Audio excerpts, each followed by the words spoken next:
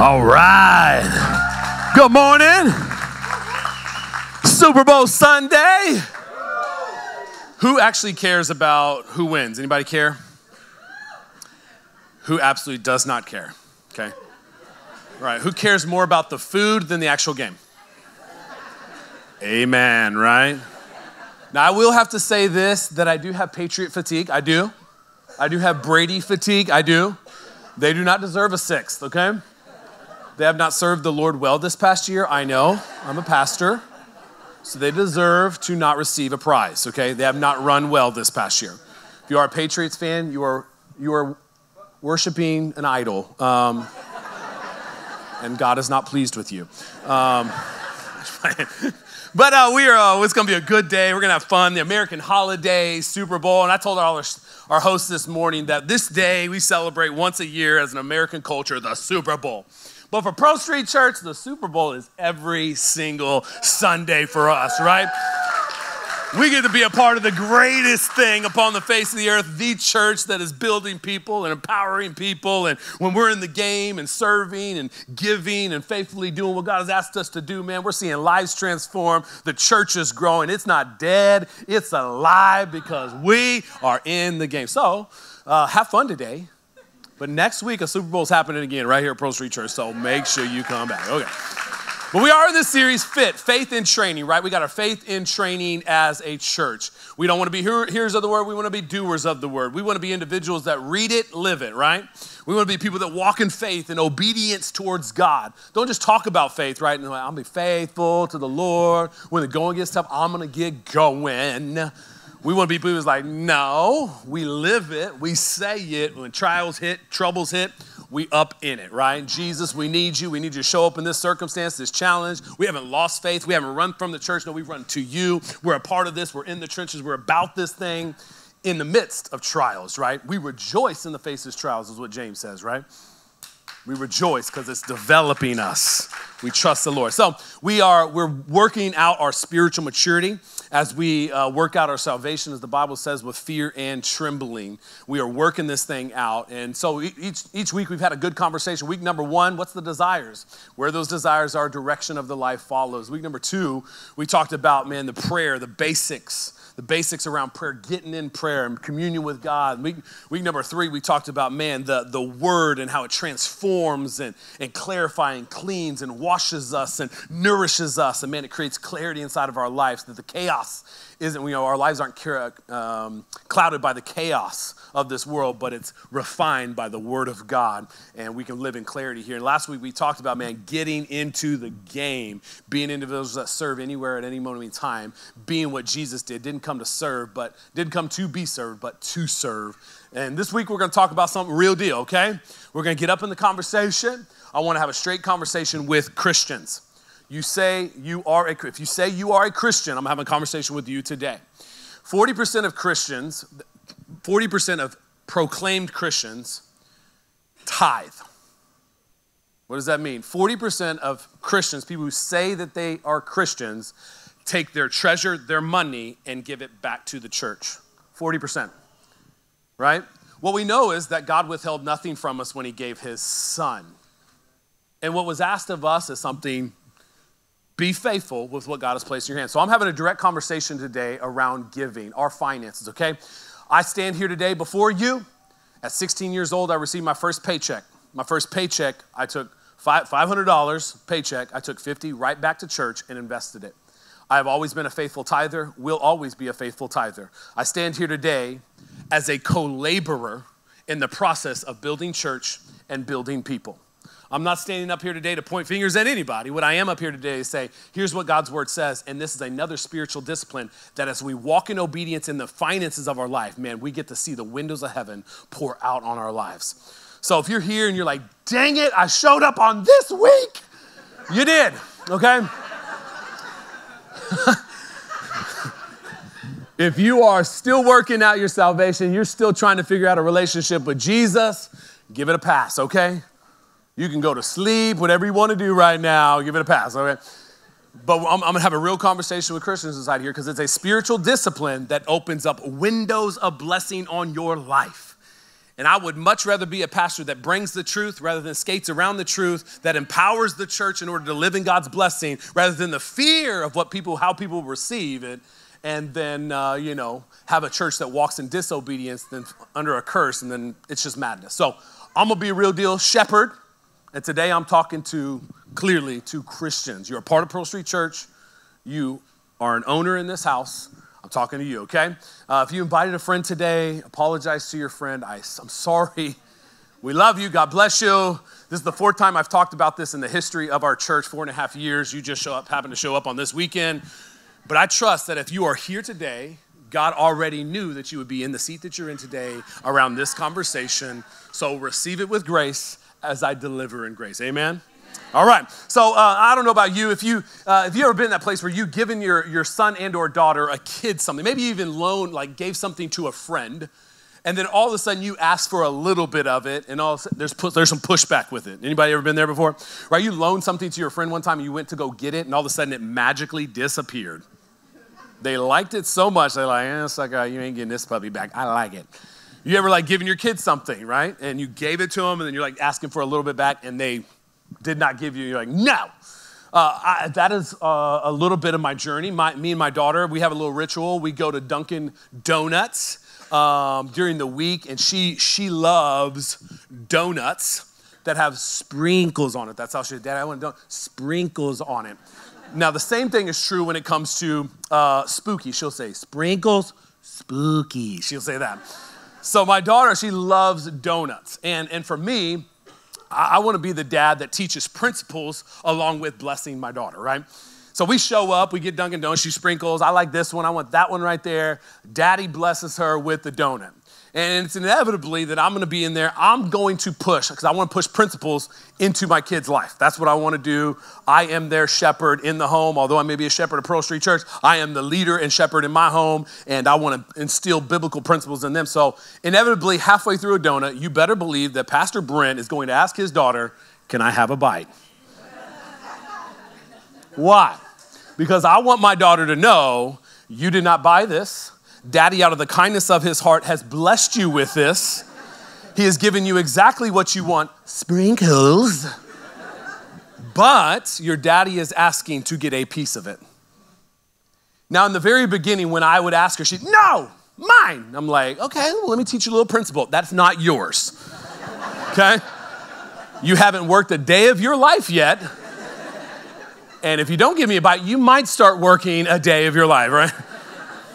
And now we're in a place where she understands now, I want to share, and I'll get, Daddy, you can have it. She'll give me a bite, and it doesn't matter whatever it is. We're a year beyond the journey. Don't get me wrong, okay? Early on, I had to really force it and implement, you did not. This is not yours, right? I bless you with it, okay? So now she's in a place where she'll let me take a bite of it. But I think we all struggle with this. I think it's a struggle that when we receive things, it's very hard to be generous with them. Our natural sinful self is to mine. We have that, right? Our thing, our stuff, mine. It's a part of who we are. It's very easy to give when you have nothing. Come on, right? But when you have something, that's when it's really hard to give because you're tied to something. It's the same story of Luke 18 and Luke 19. The rich young ruler had something, right? He had possessions, he had stuff. And Jesus said, well, sell that stuff and come follow me. His response was, I'm not serving at that level yet. I ain't there yet. I'm good, Jesus. Deuces. And the Bible says he walked away sad, walked away disappointed. You flip a chapter over, and I think Jesus is giving us some contract here. Zacchaeus receives the message of Jesus freely, and then his response is to give back. His response is to not only, I've stolen, now I'm going to give back double what I've stolen. The two responses bring some contrast here. One was willing to say, I received a free gift in Jesus, now I'm going to give back freely. The other one was, I don't know, I really like to hold on to this stuff. The challenge that you and I will always face inside of this life is coming to a complete dependence on God, that we are here for one purpose, to serve God and God alone. We want to serve God not just in some areas of our life, we want to serve God in all areas of our life. We don't want to just be here to, do some things. We want to be like, God, what are you asking me completely to do here on this earth? And one of the things God has asked us to do completely is with the riches he pours into our life, the blessing that he pours into our life financially, to take 10% of that blessing and pour it back into his storehouse. Take it back to the storehouse. Now, many people, and then within faith, and I've heard it multiple times over, people will say, well, it's died with a curse. 10%, the tithe concept died with a curse. I mean, that's the Old Testament. That's legalism. That's you don't give 10%. That died. That's a part of the law. But let me just debunk it really quickly. 450 years before the law was ever given, Melchizedek operated in a place where he stepped in to represent, at this moment in time, they believed that Melchizedek in Hebrews 14 or Hebrews 7, it talks about this. Also in Genesis 14, it talks about this. They believe Melchizedek, because there was no beginning to Melchizedek, there is no end to Melchizedek. They believe that he was the revelation of Jesus Christ in the Old Testament. That Abraham, whenever he looted, or whenever he went back and got Lot and rescued his nephew Lot when he was taken over by a different kingdom, he went in, fought against them, rescued his son or his nephew Lot, took all those possessions. Melchizedek comes, and Abraham's response is, let me give 10% of my possessions to Melchizedek. Melchizedek brings, and he's the king of righteousness, the king of justice is how it's defined inside of here. The king of justice, the king of righteousness comes in here. He gives Abraham an offering of bread and wine, which scholars believe is the representation of Jesus Christ, foretelling what he's going to do in the future, because Jesus is the bread of life and his blood has washed us clean, right? His blood has washed our sin. He gives this offering to Abraham. Abraham's response back is, let me give 10% of my possessions to you. The practice of tithing was already at play before the law was ever given. 10% was already at play before the law was ever given. So I'm going to jump into Hebrews. I'm going to read this inside of here. In Hebrews 7, and this will kind of bring some clarity to what I'm talking about. In Hebrews 7, it says this Melchizedek was the king of the city of Salem and also a priest of God Most High. So he was one, a king. Number two, he was a priest. Now what we know is Jesus is our king and Jesus is our high priest. It is believed in here, and it's going to articulate it, that the Old Testament believers believe Melchizedek is the representation of Jesus Christ. They truly believe he appeared as Jesus Christ, the Lord, here on this earth. So it goes on to say, when Abraham was returning home after winning a great battle against the kings, Melchizedek met him and blessed him. Then Abraham took a tenth of all he had conquered in battle and gave it to Melchizedek. The name Melchizedek means king of justice or king of righteousness, one or the other.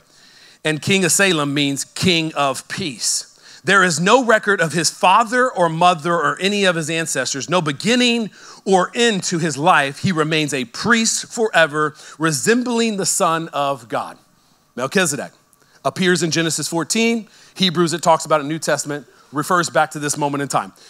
Skipping on to verse number 6, it said, but Melchizedek, who was not a descendant of Levi, collected a tenth from Abraham, and Melchizedek placed a blessing upon Abraham, the one who had already received the promise of God.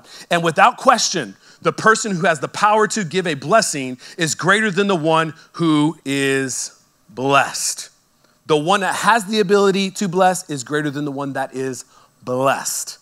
This is clearly articulated in here.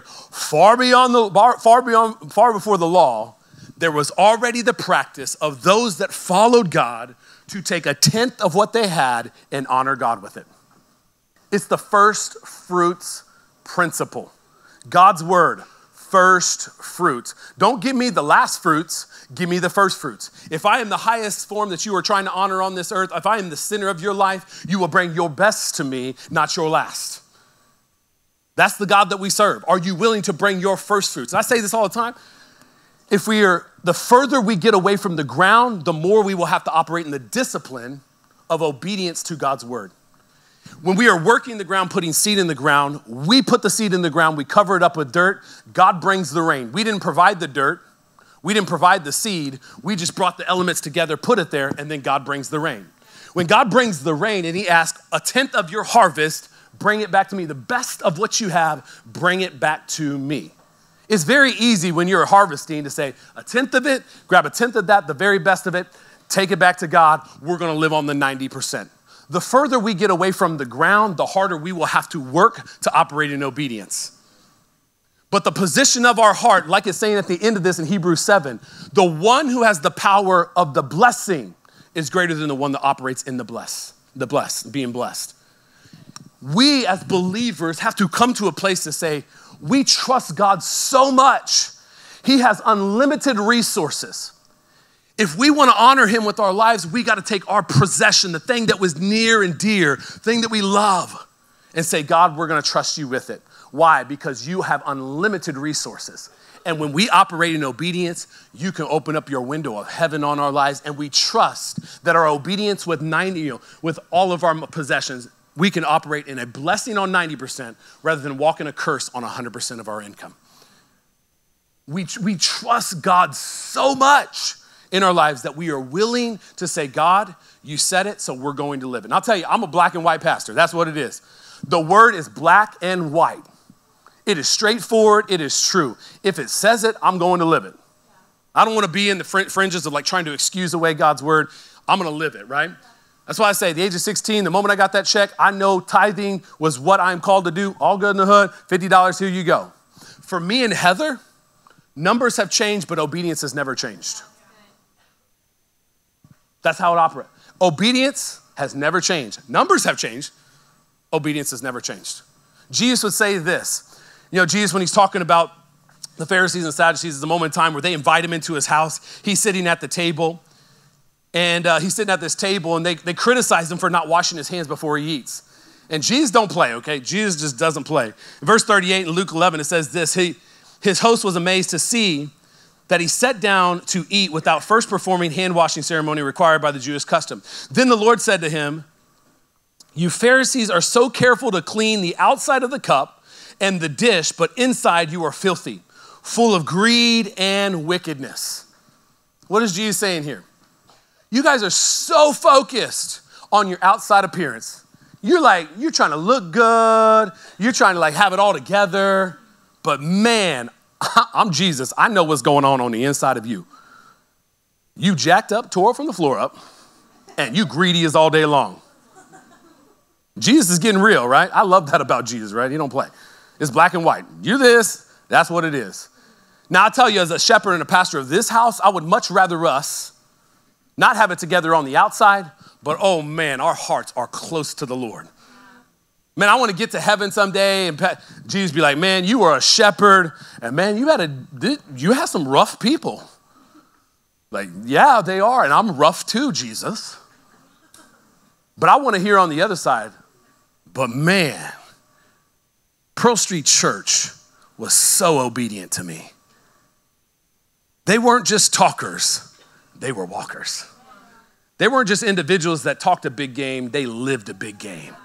I want to show up and be like, good and faithful servant, you have done unto the Lord, right? You didn't back away from hard conversations. You displayed the truth of God's word in a way that was compelling, encouraging, and strengthening so that the church can operate in the blessing of God and not live in disobedience to walk in the curse of God. Thank you, shepherd, for getting in the trenches. I'd be like, yes, Lord, I'm just going to trench it out, baby. Let's go. I'm all about that. That's what I want us to be because of this.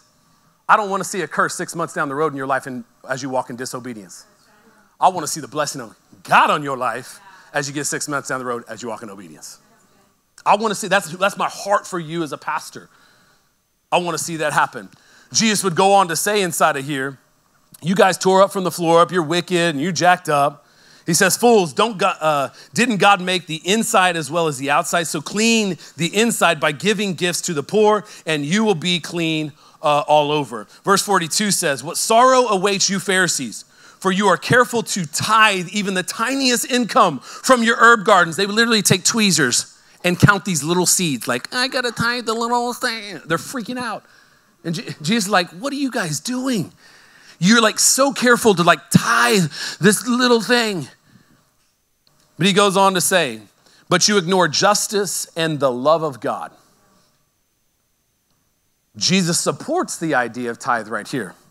You should tithe, yes, but do not neglect the more important things. What is Jesus saying here? The minimum, you should be tithing. If you're a believer, a follower of God, you should be tithing. Yes, you should be tithing. But don't forget the more important, love God.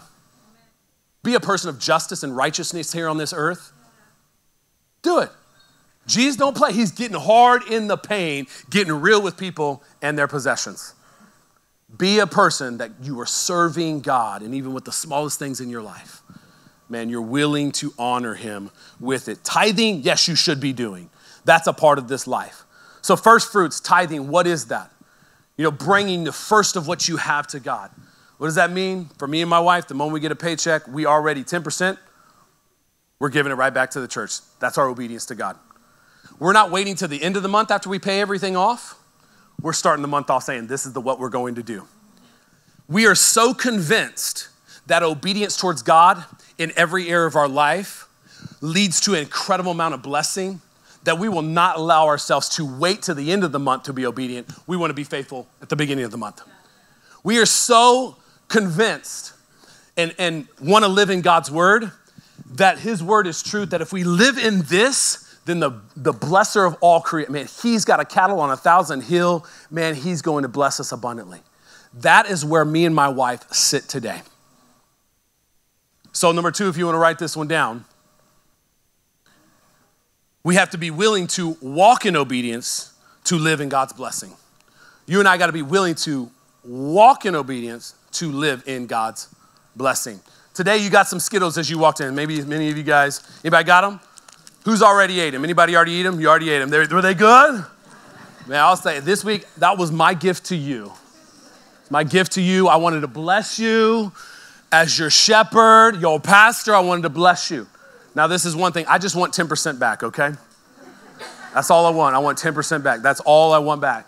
So I believe there's 15 in here. I just need a Skittle and a half. How about we just round up? Since it's not 20, we'll just round up because we're generous, okay? I just want 2 Skittles back. That's it. Just 2 Skittles back. You get to hold on to the other 13. You get to enjoy those, but we're going to go ahead and take up an offer. I'm just playing. We're not going to do that, okay? We're not going to do that. But this principle is very, very simple, right? Something was given to you. You were blessed by something for the sake of your benefit. We believe that's what God has done in every area of our life. He is our promoter. He is our provider. Where you were at today in the position that you were in with the blessing that is coming into your life every single week, we believe that God has made that a reality for you. All God is saying is, if you want to live obediently, walk in the blessing of 90% and stay away from the curse of living in 100% of what you're blessed with.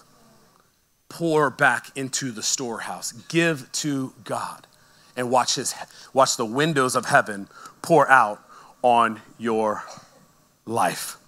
You look, if you look in Luke 21, verse 1, it's the story of the widow that had 2 mites. And the story goes that in a church service, they were taking up an offering. And back then it was pretty crazy. There was rich people that would hire people to basically announce how much they were giving in church.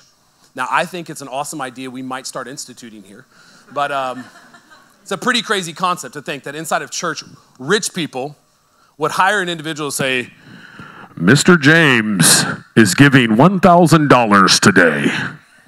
And then he would walk up and put it in the offering plate. How crazy is that, right?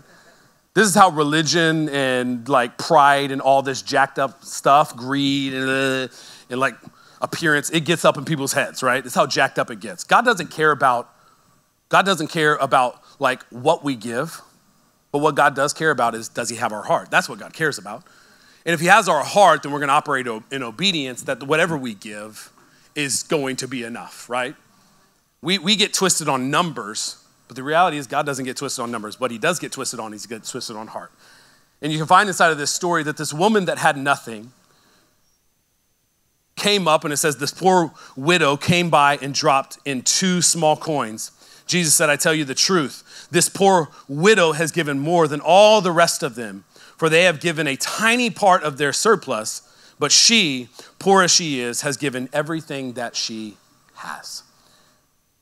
This is clearly an indication that this woman didn't have much, but what she did have is God had her heart.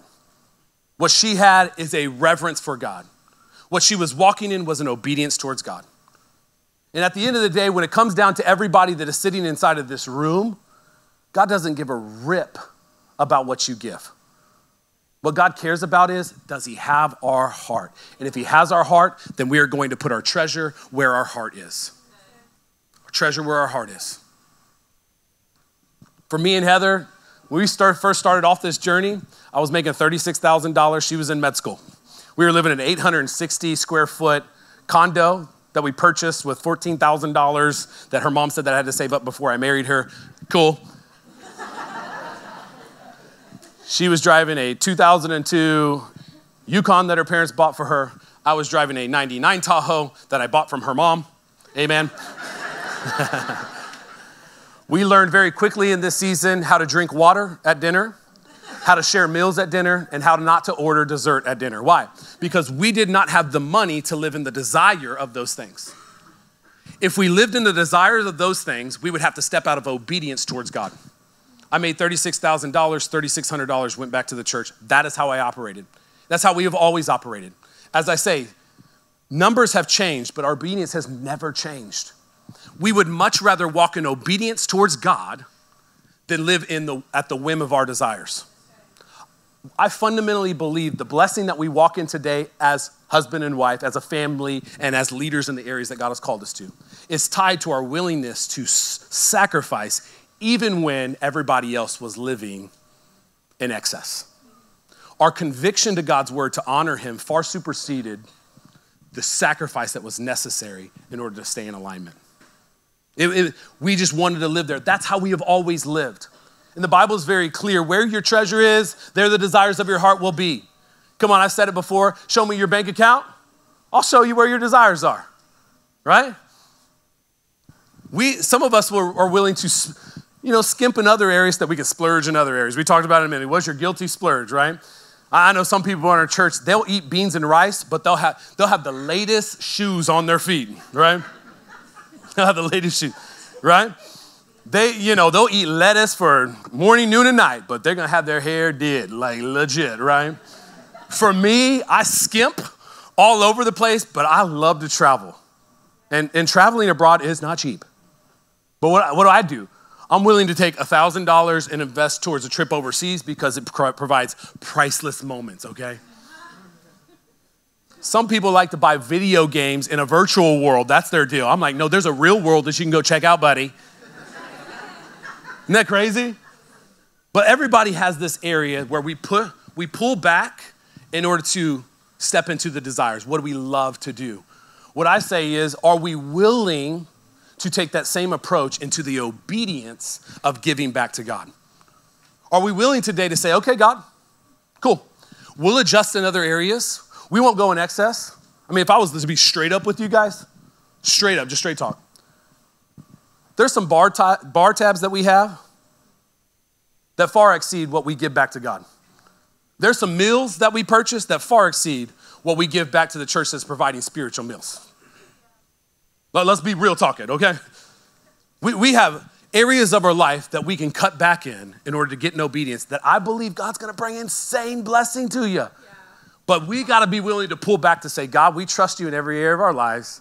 We are a follower of yours. We're willing to take our treasure, or we're willing to take our treasure and put it where our heart is. We love you. We're behind you. We are for you. We are for your church that's transforming the world. It's the greatest source of hope upon the face of the earth. We want to be a part of building church, building kingdom. All this stuff is going to burn up that we purchased, but one thing that's going to remain is going to be eternity. And what we get to do is build lives here on this earth to be a part of the eternal story that's at work. But we got to get in alignment and obedience in our life so that we can build the kingdom. Amen. We should all be clapping for that, but all good. No big deal. It's okay. It's all right. I'll tell you, there's many people inside of our church that have stepped in. They've stepped out in faith and done exactly this.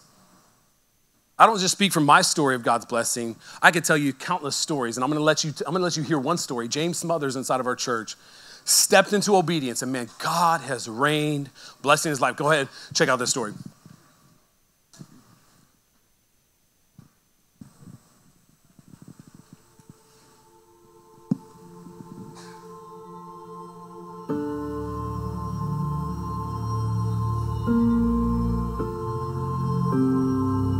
I've been in new home sales for almost 17, 18 years. I got out for a little bit, working for a company. Some things happened there, didn't work out, and I tried to start my own company. My father gave me some money. He invested money with it. I had 2 other business partners that invested money into this company, and we went for it. We went all in. In the process of that happening, we didn't get the contract that we thought we were going to get. Things kind of spiraled out of control. We started losing money. I lost everything, literally to the point where somebody was trying to repo my car at one point in time. When you walk through that, it's tough. It's hard because I idolize the fact that I was able to do this, and I pride myself. I find a lot of my identity in what I do. And when you, as a man, cannot provide for your family, that's a very low feeling of self-worth, to where I got suicidal thoughts, like just end it all. I had to let my pride go. And I can say that I made money a god to me, and really trying to say, okay, this is what I'm doing. And coming from that place, I didn't know that I wanted to give money back to the church anymore. And about a year and a half ago, again, talking about Pastor Brent preaching about being the difference, right? Not being a sideline Christian, not just sitting there, right? I'm coming to Pearl Street every week and I'm getting fed, but I'm not giving anything back to the church. I got really convicted. My wife and I, we talked about it, and we decided we wanted to start giving back to the church. And little by little, week after week, my contributions started going up. My contributions started increasing. And I'm like, all right, I've made a commitment to get to this number of what I want to give back to the church. And I was doing it from a place of joy. I was doing it from a place of having a happy heart when I was doing it, because I knew it was refreshing others. And I can see where time and time again over the last couple years, where I started to make that commitment, that God opened up doors that weren't open before. God started putting blessing on me and my family. And in that obedience, 3 weeks ago, at the end of December, beginning of January, my boss came to me and said, hey, you've done an amazing job with what you're doing here. You've helped us get to a place where we've never been before. We had a record-breaking year, and we're going to give you a job title change. We're going to change the title from Director of Sales to VP of Sales and Marketing. With that change also came a significant increase in the form of a raise. And I know 100% of that came from my obedience to this house. All of it is just God putting that back into me. God giving me one blessing after another. God giving me the right heart to continue to want to do that. And getting physically fit and putting myself in a better place to where I have the energy to be able to take care of that, but then also go home and be with my wife and be with my family and take care of my children. When you live in a mentality of I get to do this, I get to be a part of something bigger than myself, God will continue to bless you. When you live in obedience to Christ and you continue to give, God will give you more abundance. God will give you more peace. He will give you more opportunities, but you got to take that first step. You got to take that first step of not doing it from obligation, not doing it because somebody owes you. You get to do this. You get to be a part of something bigger than yourself. And that's one thing that I've learned at Pearl Street Church, that the more you give, the more you pour back in, God will open up the doors that need to be opened in your life. Amen. James is basically saying, I'm willing to test God in this area of my life. I'm willing to take the Malachi 3:10 challenge that God says, test me in this. Bring back 10% of my storehouse and see that I won't open up the windows of heaven on your life. He's going to open up a can of blessing on your life so much that you cannot contain. That's what God says. It's the only place in Scripture where Jesus says, test me in this area. Test me. The only area that God says this in his word. Test me. What I'm saying today is, maybe this is the test you need to take right here today. Maybe you've been living under the curse because you've been disobedient inside of the finances in your life. You're saying, God, why can't I get ahead? Why do I feel like I'm always 2 steps forward, 3 steps back? Why? Maybe this is the one area, man, you're good in your faith. You're good inside of your prayer time and your reading, man, you're good in desires and direction. But man, when it comes to finance, you're like the rich young ruler, I just don't want to give up. I want to hold on. I want to control it all. And God's word says, test me in this. I know James. I know with the raise that he got, let me tell you, the boy's blessed. But he had to step up and say, I'm going to be obedient.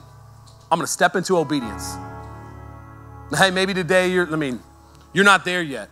What I'm saying is position your heart. I'm gonna obey God. I'm gonna get there.